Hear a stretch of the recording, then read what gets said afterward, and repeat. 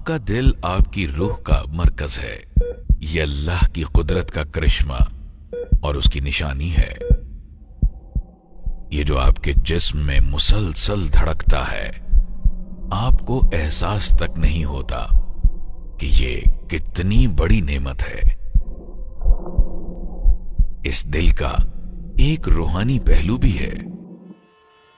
یہی دل ہے کہ جو زندگی کی تمام ترغیبات اور تمام تر دنیاوی آسائشات کے لیے آسان شکار ثابت ہوتا ہے. اپنی روزمرہ زندگی میں استعمال ہونے والی ہر مشین کی ہمیں دیکھ بھال کی ضرورت محسوس ہوتی ہے. مطلوبہ مقاصد کی حصول کے لیے ہمیں اس کے اندر مستقل طور پر مناسب ایندھن ڈالنا پڑتا ہے. ہمارا دل بھی قطعاً کسی ایسی مشین سے مختلف نہیں. حدیث مبارکہ میں ہے، جسم میں گوشت کا ایک ٹکڑا ایسا ہے کہ اگر یہ ٹھیک ہو جائے تو سارا جسم ٹھیک ہو جاتا ہے، اور اگر یہ ٹکڑا خراب ہو جائے تو سارا جسم ہی خراب ہو جاتا ہے. آگاہ رہیے کہ گوشت کا وہ ٹکڑا دل ہے. بالکل اسی طرح جس طرح آپ اپنی متاع حیات کو دنیا کے خطرات سے بچا کے اور حفاظت سے رکھتے ہیں، آپ کا دل بھی قطعاً اس سے مختلف نہیں.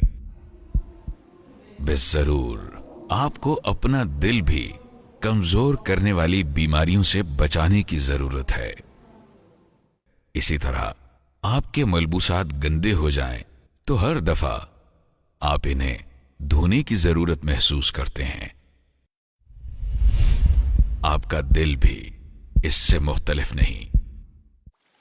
اسے بھی بیمار کر دینے والی روزمرہ کی آلودگی سے صاف رکھنے کی ضرورت ہے. جیسا کہ آپ اپنے کمپیوٹر کو زمانے کے مطابق اپ ڈیٹ رکھنے کے لیے جدید ترین سافٹ ویئر انسٹال کر کے کمپیوٹر کو نئے سرے سے چالو کرتے ہیں، آپ کا دل بھی اس سے مستثنا نہیں. سو اس قیمتی ترین مشین کو اللہ کے ذکر سے غافل نہ ہونے دیں، اور اس مشین کے لیے واجب سہولیات فراہم کرنے میں کوتاہی نہ کریں. دل کو اسی طمانینت کی فضا میں رکھیے جس کا یہ طلبگار ہے. ألا بذكر الله تطمئن القلوب. اللہ کی یاد ہی وہ چیز ہے جس سے دلوں کو اطمینان نصیب ہوتا ہے. ذکر الہی کو اپنے روزانہ معمول کا حصہ بنائیے. صدقات و خیرات سے اپنے دل کو نرم کیجیے. رسول اللہ صلی اللہ علیہ وسلم پر کثرت سے درود پڑھیے، وہ جو آپ کو یاد کر کے رو دیے اور جنہوں نے ہمارے غائبانہ ایمان لانے کی تحسین فرمائی تھی. قرآن مجید دلوں کی دوا ہے. اس کی بکثرت تلاوت کیجیے، اس کی تعلیمات کو اپنی زندگی پر نافذ کیجیے،